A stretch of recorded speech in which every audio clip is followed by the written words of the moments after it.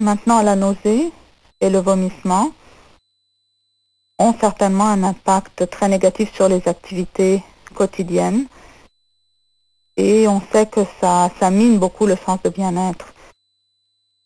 Mais avant de prendre des médicaments comme Ketorol et d'autres, la nausée et les vomissements étaient beaucoup plus fréquents. Maintenant qu'on a quand même des médicaments pour contrer ces problématiques, plus de 70% des femmes disent maintenant que la nausée et les vomissements ne sont plus vraiment un gros problème lorsqu'elles reçoivent une chimio.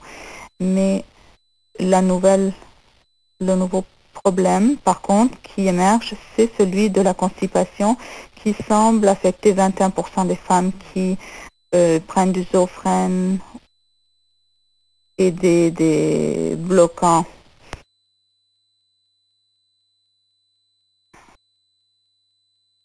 Et donc, quand on prend des médicaments antinauséeux,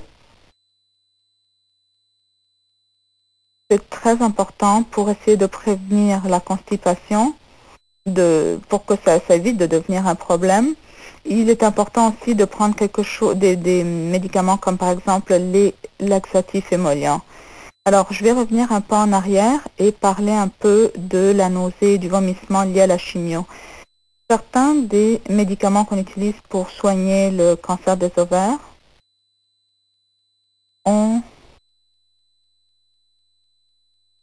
semblent avoir un impact sur une substance dans notre système. On utilise des médicaments anti-nausées pour contrer ça.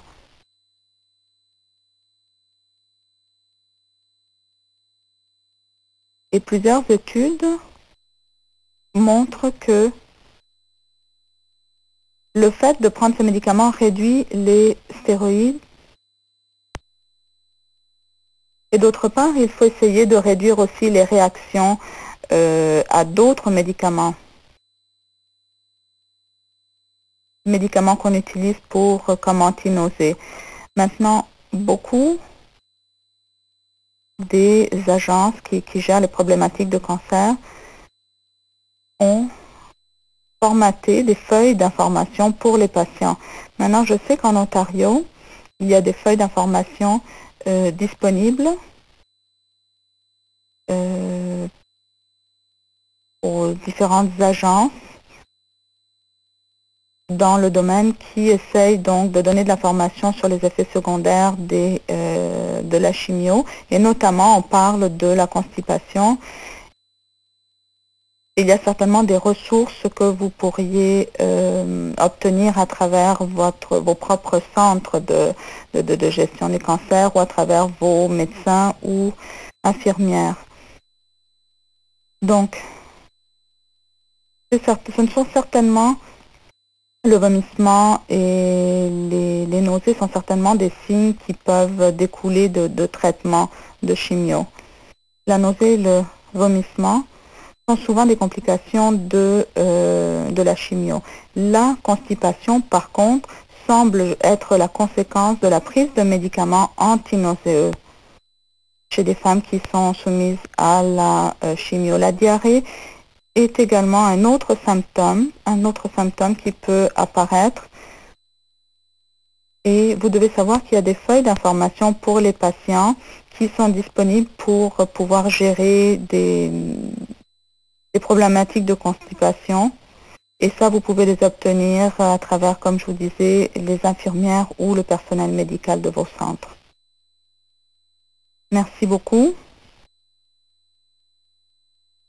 Alors, à mon tour, donc je suis très contente de pouvoir parler également dans ce séminaire.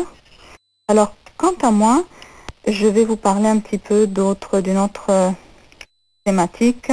Donc, c'est Kathy Fitzgerald qui parle. Donc, d'abord, je vais parler des traitements non pharmacologiques. Quand on parle de nausées, de vomissements, on reconnaît que les traitements sont très complexes et souvent, ils doivent être individualisés, adaptés aux personnes. Et parfois, ça prend du temps pour trouver la bonne stratégie pour minimiser les conséquences, les effets secondaires. Alors, si on a beaucoup de vomissements, il faut également ajouter une diète. Et puis faire des exercices, comme par exemple marcher, pour optimiser la capacité de gérer les effets secondaires. Alors sûrement, le fait de marcher, de faire du mouvement, peut améliorer la constipation, peut améliorer également la socialisation, sûrement si vous marchez avec d'autres personnes, d'autres formes d'exercice, que ce soit le tai chi ou autre chose. Et puis des activités comme la relaxation, par exemple, les techniques d'étirement, tout cela fait, en fait, utilise les ressources des personnes pour affronter la problématique. La méditation, pardon, la prière aussi peut être utile. L'acupuncture et l'acupression peuvent réduire les symptômes ou en tout cas minimiser le sentiment de nausée. Le massage des pieds également semble avoir été efficace. Les exercices de respiration, des exercices en fait très simples qu'on peut faire. Et puis des stratégies anti-stress sont certainement aussi utiles. Et puis bien sûr changer d'attitude. Essayer de trouver un moment de relaxation chaque jour, modifier l'environnement, être dans des salles ventilées, ouvrir suffisamment les fenêtres, réduire le niveau de bruit et essayer aussi d'éliminer les sources d'odeurs qui peuvent être gênantes. Il y en a qui préfèrent par exemple utiliser des bougies, des chandelles ou des lotions parfumées, des huiles essentielles. Et puis porter des habits confortables. Et il semblerait que le gingembre ait un bon effet aussi pour réduire les nausées. Et puis les suppléments à base d'herbes également peuvent être efficaces pour contrer les effets secondaires de la chimio.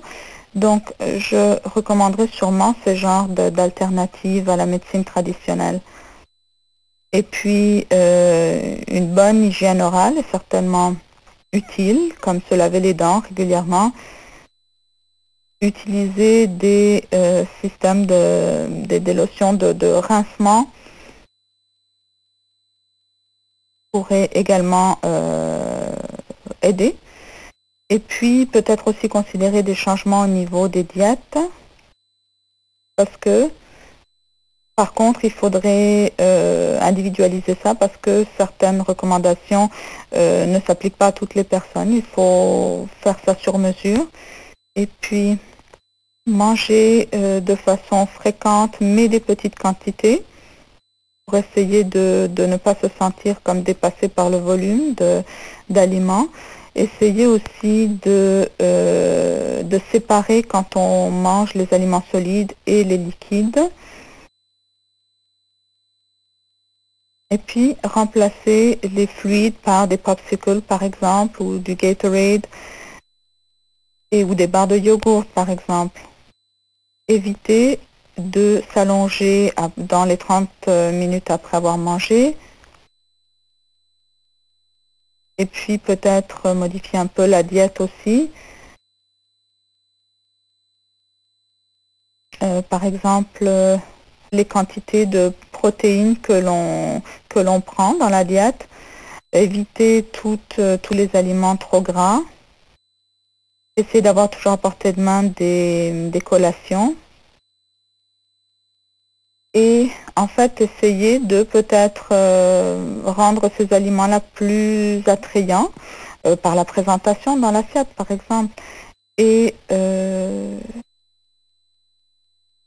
il y a également des boissons nutritionnelles. Essayer de choisir celles qui ont des goûts les plus attrayants. Varier les recettes aussi. Utiliser des boissons énergétiques. Acheter des yogourts à bas contenu de gras